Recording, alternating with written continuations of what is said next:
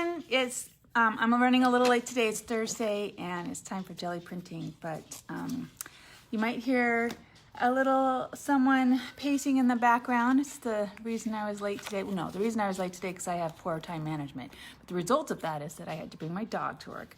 And so she is, she's never been here before. I'm sure the place still smells very strongly of cats. And so, yeah, she's walking around wondering what's going on. She's already found the cat toy though, so hopefully she cheers up and relaxes. And come here, girl.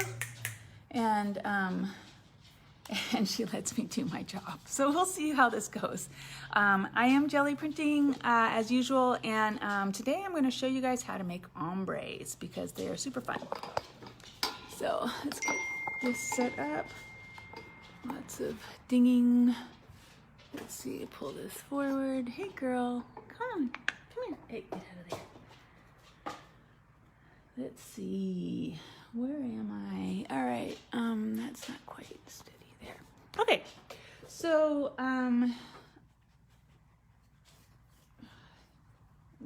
sorry, Facebook wants me to what?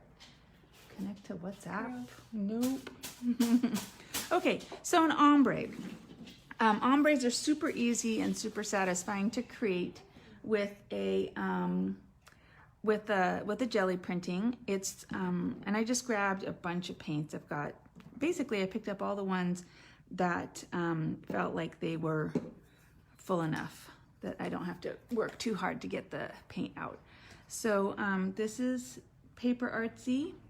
I sell this. This is one of my favorite paints. They've got a huge range of colors. So this is the bouganvelia. And I'm going to put it on its head so I don't have to, if I grab it again, I don't have to do too much. And then this is one of my other favorite colors of theirs. Actually, probably it's too much paint that I'm putting out. This is South Pacific. And what's nice about them, they do the whole thing that Golden does where they actually paint a little bit of the paint on the bottle so you can see whether or not it is, or how translucent it is. So this is translucent. This one is semi-opaque. And then let's see if there's one that's just opaque. There's an opaque one, and you can see the difference in terms of how much you can see through it. I think, I hope I'm holding this in a way that you can see that. So you can see a little bit of the lines through there. Okay, so I'm gonna use, this is my Ranger brayer, and I've already started out wrong, sorry. I'm gonna clean my brayer off. If you wanna get an ombre effect, you wanna pull both colors down at once so you get that on your brayer. And actually I should probably be using a brayer that's a little wider. So, and then you just move back and forth, and what happens is that if your brayer is behaving, which mine's not particularly, then you get this sort of swash of color. You know, I'm gonna switch to a wider brayer. Hey, Mixie, come on, leave him alone. Come here, leave him alone. All right, and then I grabbed this, my stencils section. Hopefully you saw the video. Hey, Lois. I finally got my stencil section all organized in a way that I can see all the stencils. I'm so excited about it. And one of the results is that I can see all the stencils. And so I'm going to play around with this one today. This is a star one. I don't know why I choose stars, but I'm going to do that right now. And yeah, I saw a bunch that I wanted to pull. And I'm going to do the thing where I erase by wiping away. And then I'm going to register by, I don't know if I can see well enough. I'm going to try and set it down on top of the stencil in the same way. All right, so let's see what happens now. I'm going to let this dry a little bit. So this is one of those techniques where you create, you know, voids, and in order for it to work you have to let the paint dry so that when you put another color on top of it you don't smear that color around. I'm going to clean off my brayer. I'm actually going to use a bigger brayer now. All right, let this dry. Come on. Bumped the camera.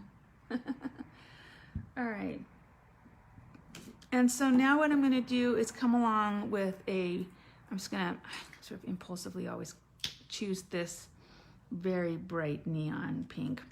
I'm going to dribble it on, and I'm going to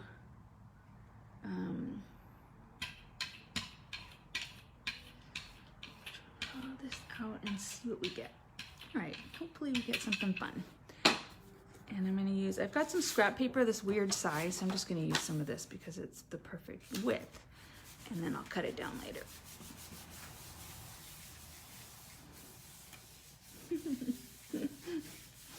Thanks for explaining, Lois. I didn't notice, but I'm sure I would not have assumed that you were actually mad. Look at that, that's cool. So I've got sort of a grungy, star flaggy look. So if I actually wanted to lean into that and make it feel a little more intentionally, you know, holiday, we could just, yeah, we could totally lean into that. All right, I've got my, so this is the DecoArt Americana paints. This is the Martha Stewart paints. I also have the Paperartsy that I used earlier.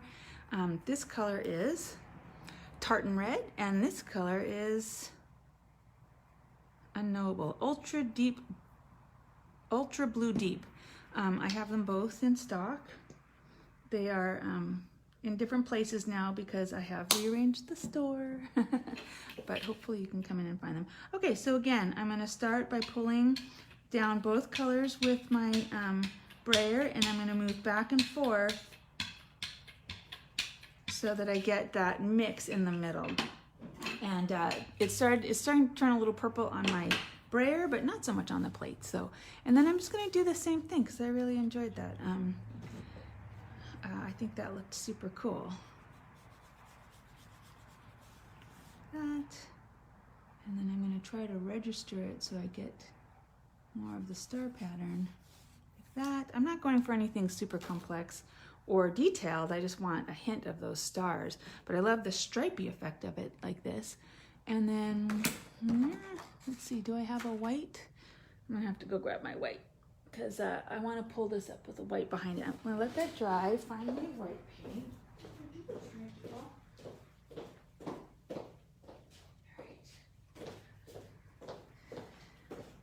All right, so this is my Liquitex Basic Acrylic. This is one of my go-tos when I do this as well. And this is titanium white, which is a very opaque white. If you were to use a zinc white, or you might find, is it zinc white? Anyway, some of the whites are more transparent. This one is not. So I'm going to wipe off my original brayer. I sell, you know, several versions of brayers and their sizes. So, but I really want to make sure I don't smudge this, so I'm going to let it dry really well before I do anything. This red streak is very warm still, or very wet still. So it's tempting to get out the heat gun. I don't know if I can use that with a, I almost never wait. With my Geli printing like this, I almost always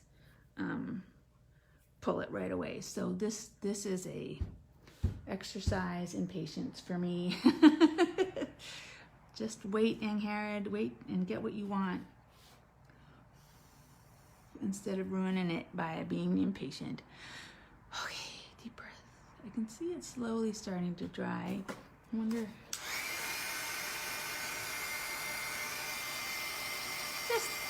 There we go.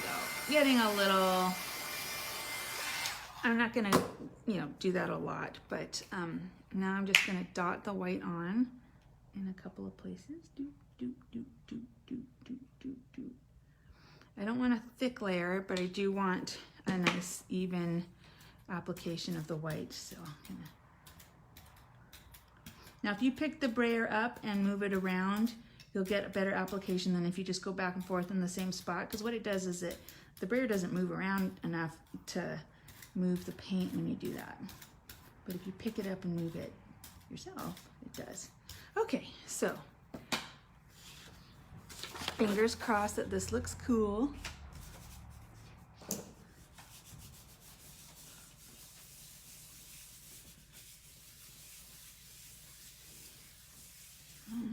Just realized I forgot my ring. Oh yeah, that was worth it. Look at that.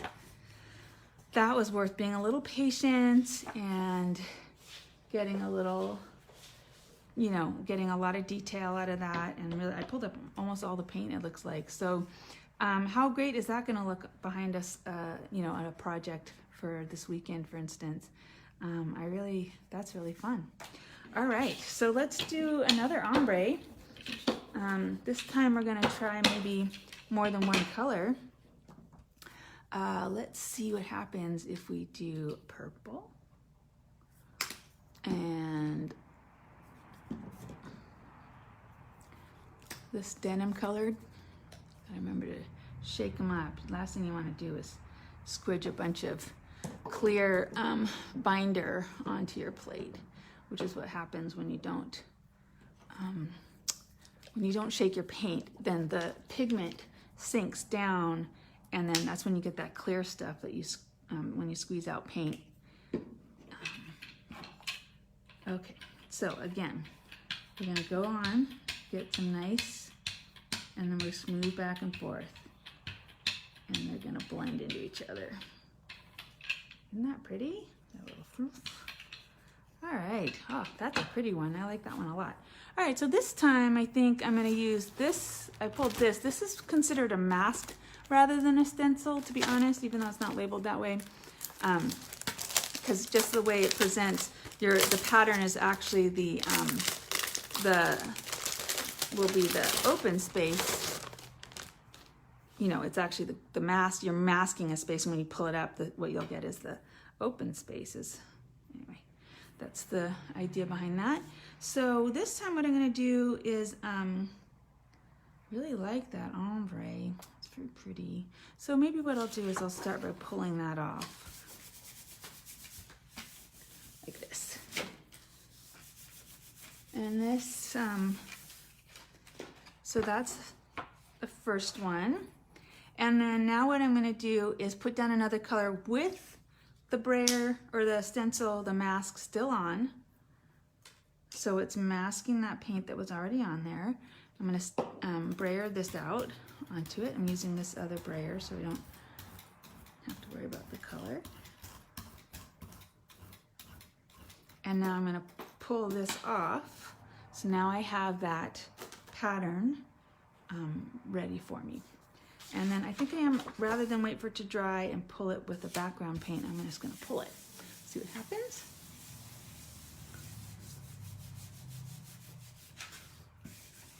All right. Ooh, that's pretty. So that's fun. So there, you know, I've got the two prints that I did there. And so, you know, so far, that's what I've managed to create. If you've just joined me, this is the one that I just did. We were working with ombres today. And you can see I got a nice red, white, and blue one here. And then this one, you can see the purple ombre behind it. Honestly, for me, I don't like white spaces. I prefer, you know, prints like this that have color working with each other. Like this to me is a little bland, but you know, it demonstrates the whole idea that the stencil on this one is the mask. It's a mask, not a stencil. So what you get is the color when you pull it off. If that makes sense. Maybe that doesn't make sense. I don't know. So I'm going to do a cleansing pull where I just put down some paint, and I'm not going to do anything fancy to it. I'm just going to pull it up, brayer it, then and pull it up and try to get as much paint off the plate as possible.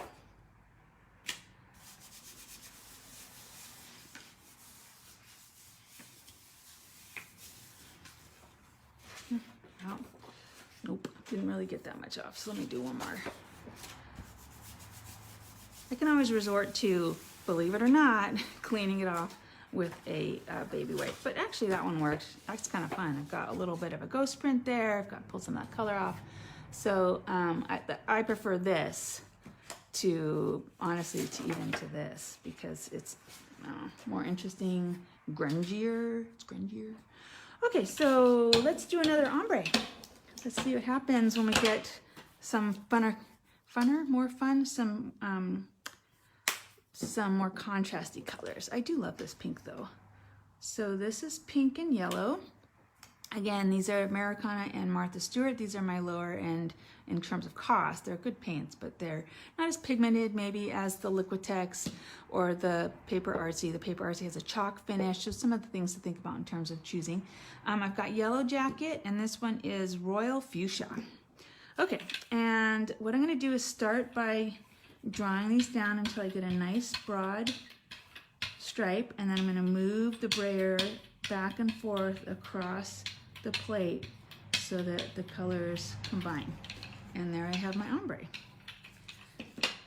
Isn't that pretty? Yes, it is. And then I'm just gonna come along and I'm gonna do a redactive, which is where you take away paint pattern. And then this one just took away paint just by being laid down on and the stencil itself just pulled up. I actually kind of like that. We'll leave that and make that the picture. And then I'm gonna let it dry. Patience, gotta practice my patience again. You know, if you use a heat gun on your jelly plate, don't leave it pointing at one spot, just to be on the safe side. You don't wanna, you're just trying to get the paint dry. You're not trying to heat the whole plate up. So you really wanna be aware of that when you do this. Actually, kind of like that blue color. So let's do the South Pacific again as the background pickup color and see what we get. A little bit, you know, I'm just dotting it here and there because I really just want the thinnest layer, and I've already got some paint on my brayer, so I'll brayer this out.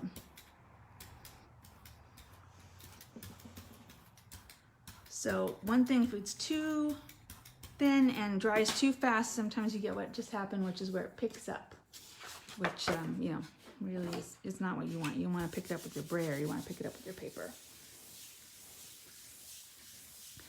So there is such a thing as getting too thin. Ooh, sorry, I didn't mean to yell.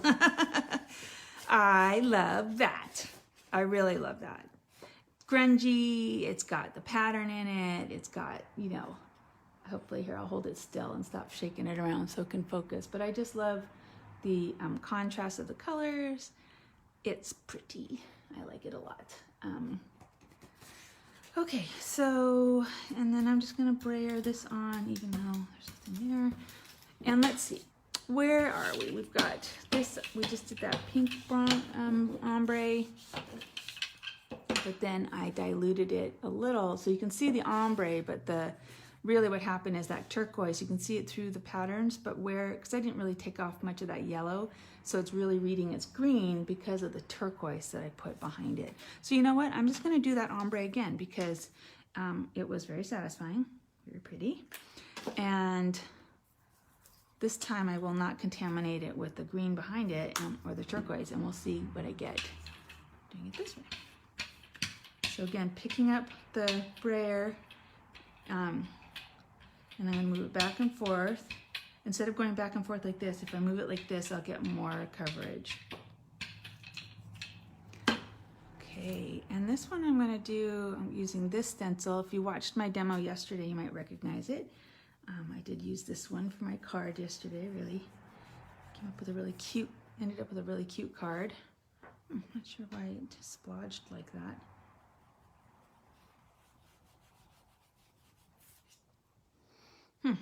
Well, we're just gonna do that. Okay, so the stencil itself is picking up some of the paint, which is kind of a bummer, but let's see what happens if I just pick this up without worrying about backing it. So,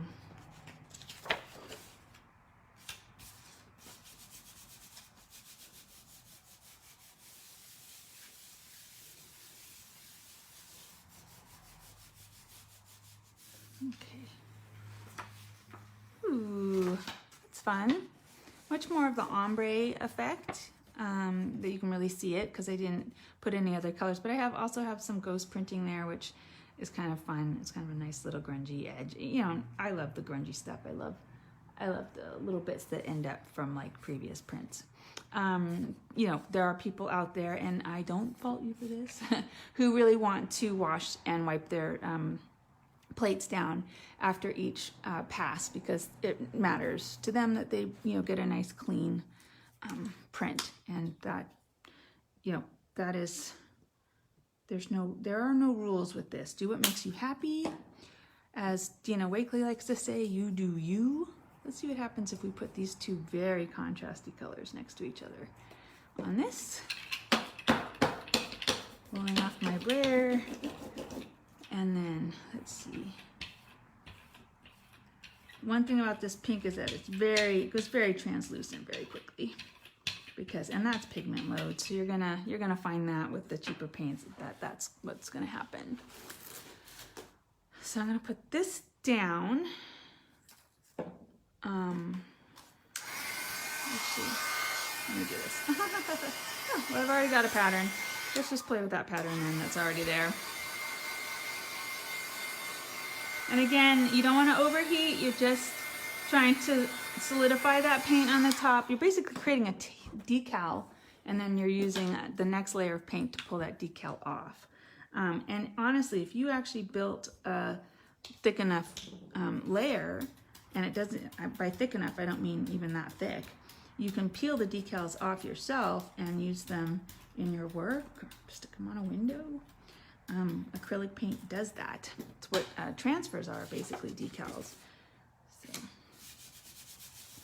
All right, let's see what we get with this one. I don't even remember what I did with it. Oh, that's right, I put the stencil down and then it kind of smeared. Oh, well, what I got was just a whole bunch of weathered paint, which, you know, again, is kind of a fun look. So I'm just gonna go ahead and immediately pick up that second level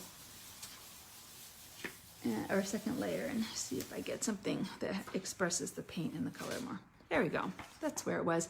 So this is a great example of what happens when you put too much paint down. You want enough paint that when you, that it covers the plate, but not so much paint that when you pull it off, you pull off a layer of paint and leave a layer of paint. So that's what happened here, is I pulled off a layer of paint. There was so much paint on there.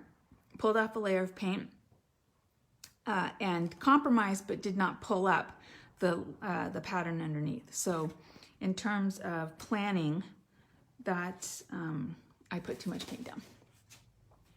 Okay, let's see. Let me see. What else do I want to do? Let's see. My dog has calmed down already. That's great. Poor girl doesn't know she's going to be here all day. A mixy girl. All right. This time I'm going to do pink, but I'm going to do this one, which is the Martha Stewart version. Ah! Hold on tighter. Okay, let's see what happens when I use this one. So draw it down, pick up and pull your hair off the plate, pick up and move the brayer so you get a nice band, and then start moving backwards and forwards so that you get a little blend in the middle.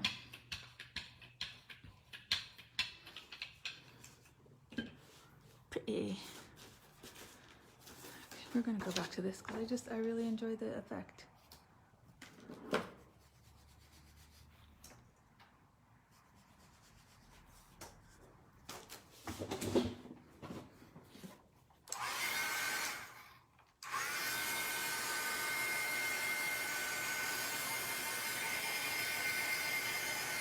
Okay, let's see if I can get the white balance better, more accurate this time. So a little bit of white, not much, just enough to adhere to the paint and spread out evenly so I can pull it up all at once.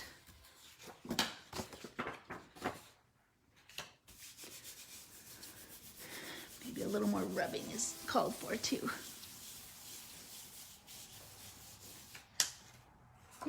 There, that worked a little better.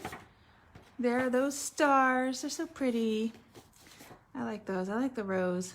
We actually, when we were in Philadelphia, looked at went into the American Flag Museum, and it was fascinating to see all the different renditions we've had of our flag and the different ways people have created them. So many of them, of course, in the first couple hundred years, were just hand sewn and made out of old clothes and things like that. It's really very interesting to see those original flags and think about what they started out as.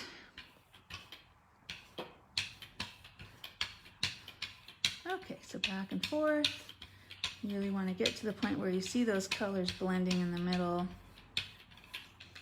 A sweet little lavender color going on here. You know what? I think this one. So this is all, these are all prints that I'm pulling all at once. We talked about that last week, talked about how you can do everything at once on one plate and then pull one print, or you can do it in layers, and if you use the registration tool you can really get very intentional expressions of what you're trying to do. So the stencil on that one pulled up the color from underneath, so it's gonna be interesting to see what we get out of this. But so right now I'm just doing the one and done printing, where everything is done on the one print on the Geli plate, and I pull it up and then I'm done. You can certainly do it where you layer the colors on. They're just, when you do that, you have to think about them in terms of, okay, so I've got, if I'm doing it this way, then the first color I put down will be the top color of my print, even though it's under several layers. If you do it the other way, it's the other way around. The last color you pull will be the top layer of your print. So sometimes building a print that way, one layer at a time onto your page, can be easier to manage than trying to think about it backwards, which is what you essentially have to do when you pull that. How fun is that? You know what? And I was just blabbing, so I wasn't really thinking about what I was doing on that one. Let's see. No, I haven't really. Let's see what happens if I don't use gray tones a lot, gray dark tones. I usually go for bright contrasts. So let's see what happens if I put this really neutral gray. This is called steel gray. If I put this behind these colors, it might be meh, but it also might be awesome. If it's meh, then I will double print this one and we will put something prettier on top.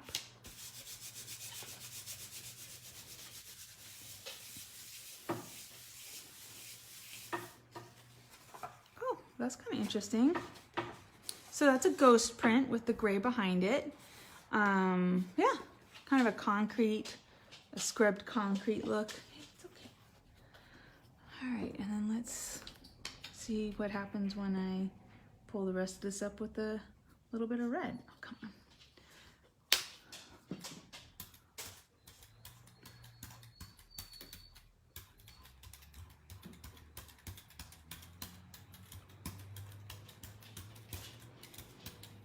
Okay.